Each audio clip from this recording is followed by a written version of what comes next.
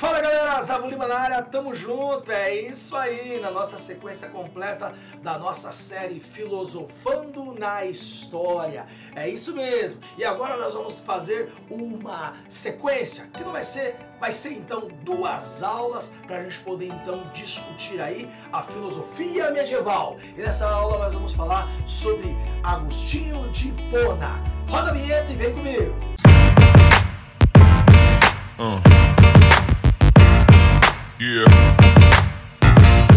Então pessoal, olha só, né? A gente terminou a sequência que falava sobre a história da filosofia antiga e a gente foi lá desde os pré-socráticos até os filósofos helenistas ou filósofos helenísticos. Agora nós vamos entrar aqui numa sequência dividida em 2 que nós vamos falar da filosofia medieval. Obviamente, pessoal, que a filosofia medieval ela vai acabar criando aí uma série de escolhas para os nossos estudos.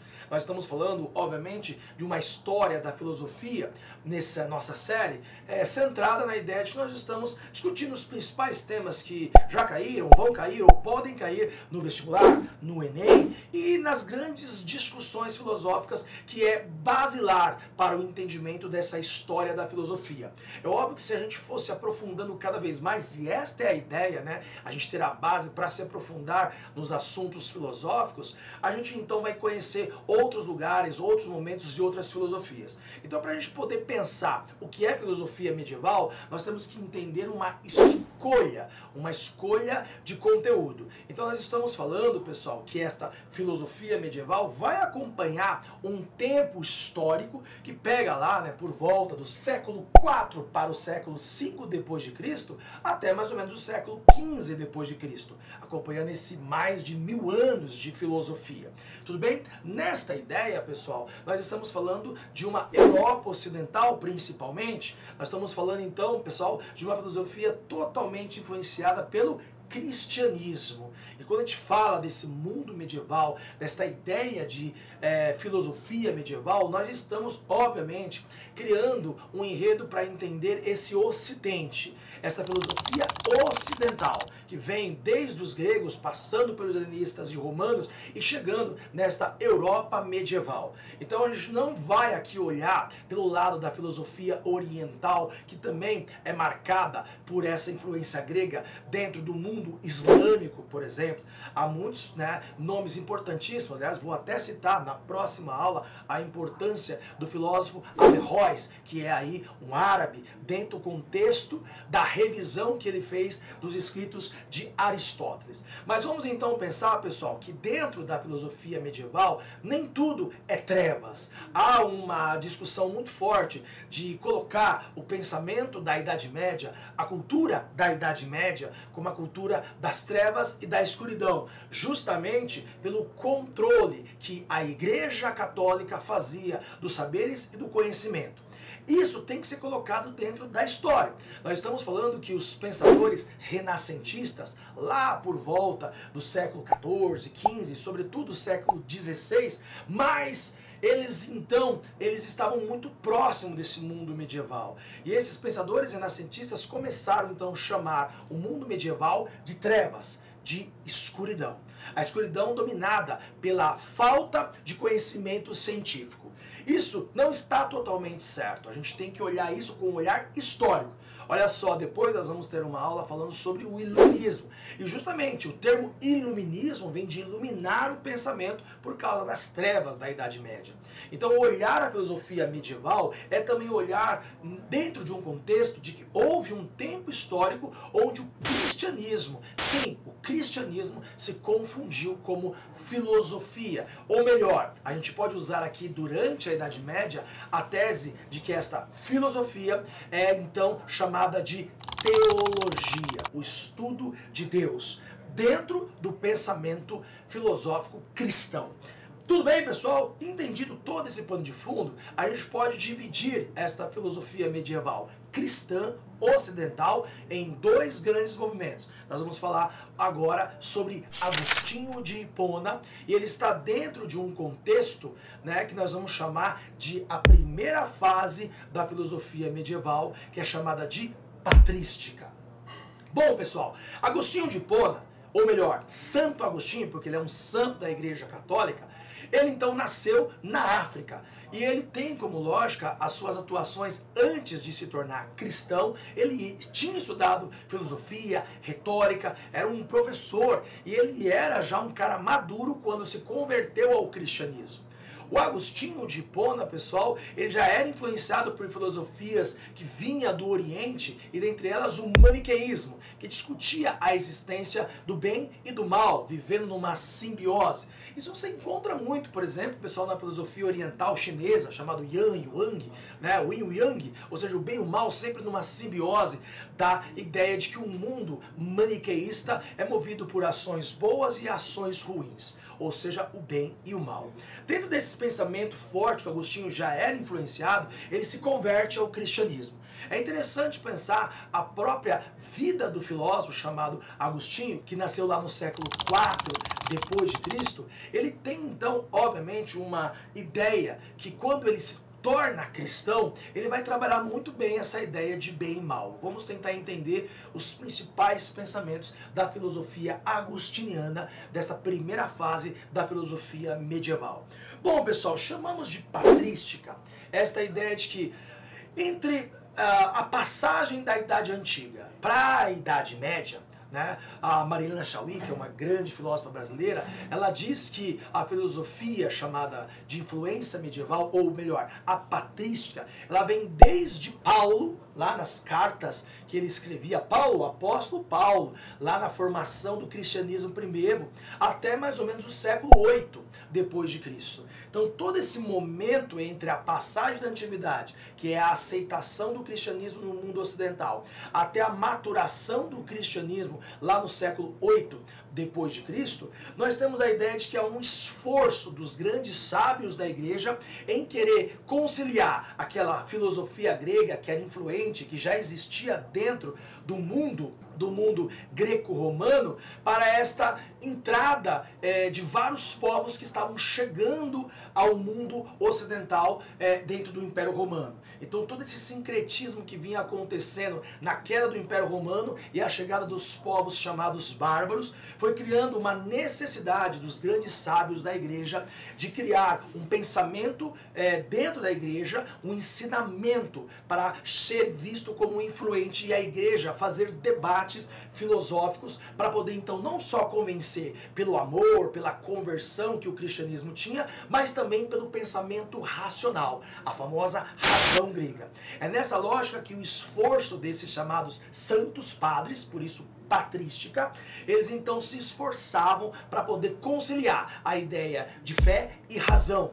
Mas, obviamente, que dentro da patrística, a fé estava acima da própria razão. A razão era uma busca e um entendimento de mundo, mas a fé era uma ação introspectiva pessoal.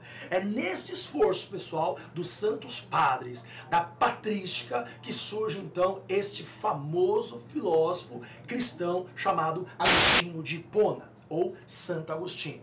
Agostinho de Hipona, então, pessoal, ao se converter ao cristianismo, dentro da sua própria ação, ele falava que tinha um vazio existencial, que por mais que ele buscasse o conhecimento através da razão, havia um vazio existencial dele, e esse vazio só seria preenchido com quem? Com Deus, e o Deus cristão. A conversão de Agostinho faz ele então criar a sua filosofia, e ele foi muito importante. Ele é um doutor da lei cristã, ele é um divisor de águas para o mundo cristão, lá no século IV por século V depois de Cristo. E aí, pessoal, as ações dele, não só com ele mesmo, mas tudo que ele escreveu, tudo que ele falou, ele é visto como um grande sábio do cristianismo ocidental, tá? Uma das principais teses de Agostinho, pessoal, ou uma das suas principais ideias, é conciliar a ideia do que era a filosofia grega influente, como o platonismo, por isso que ele é conhecido como um neoplatônico. Esse movimento neoplatonismo já existia, já vinha desde ali do período helenístico, certo? Entre o mundo romano para o mundo medieval. Então Agostinho vai então pegar esses pensamentos de Platão e transformar isso numa teologia cristã. E o principal pensamento platônico que todo mundo conhece, isso está na nossa aula lá sobre Platão, é a teoria das ideias. Lembra lá do mundo intangível e o mundo sensível? Então, para Platão, o mundo intangível é o mundo das ideias. E o mundo sensível é o mundo do conhecimento, que é uma reprodução do mundo das ideias. Nesta lógica, o Agostinho de Hipona vai transformar a ideia do mundo intangível no mundo de Deus. Ou seja, Deus é esse mundo intangível, o Deus cristão.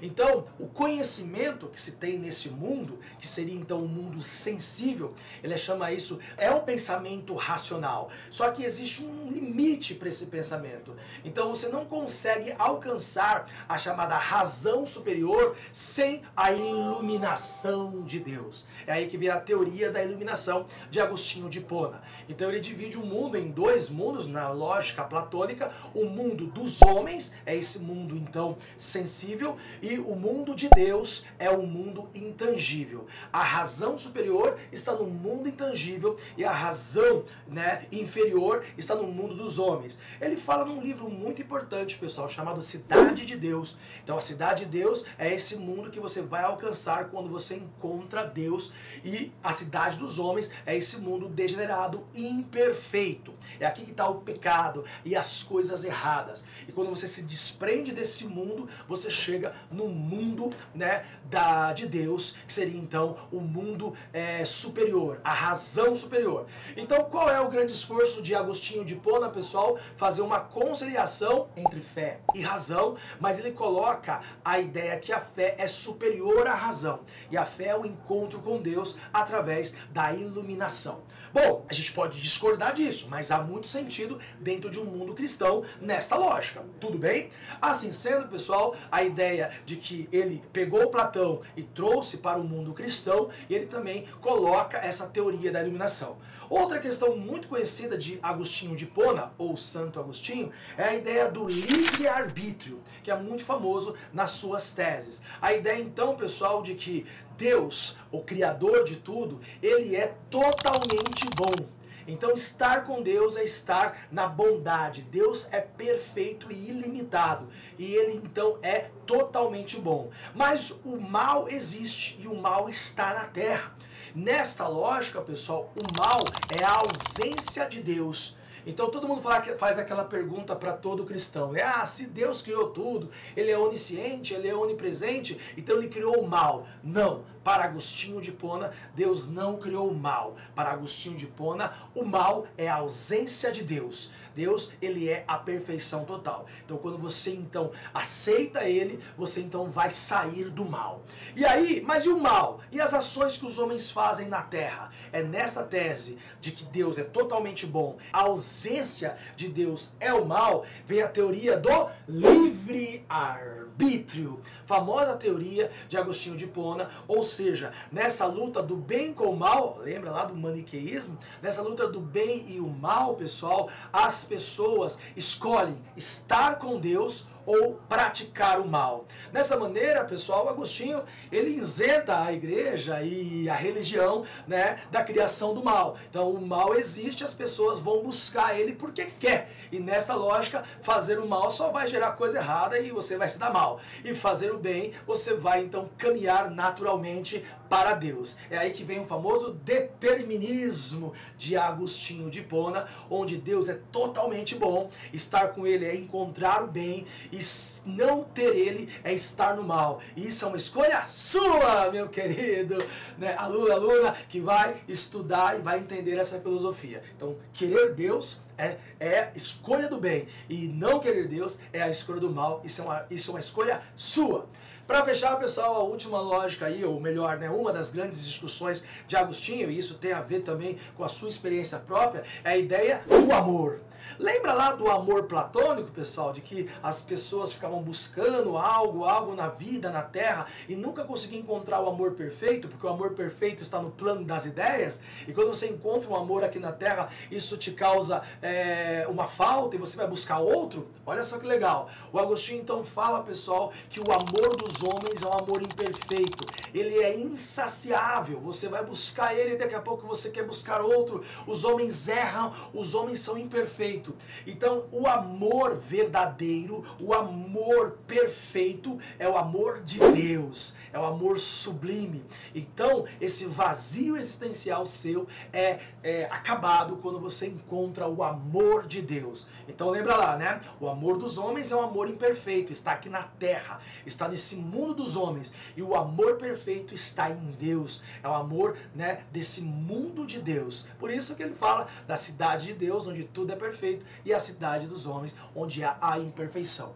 Então, nesse caso, pessoal, nós estamos colocando uma filosofia medieval muito influente a partir de Agostinho de Hipona, e nós temos então esse momento em que a igreja ela cria um esforço muito grande para ser aceita e consegue impor essa aceitabilidade, mas de um ponto de vista não só pela conversão que os antigos apóstolos lá faziam, mas por uma discussão filosófica. Nessa ideia há uma espécie de, como se fosse uma simbiose entre o pensamento cristão e o pensamento filosófico, e aí você cria assim, então essa teologia medieval ou filosofia medieval. Agostinho de Hipona, dentro da patrística, é a primeira fase da filosofia medieval. Olha só que legal, hein, pessoal? Se você gostou desse vídeo, clica, compartilha, ativa o sininho para receber as notificações. Vem comigo, filosofando na história. Valeu, até mais!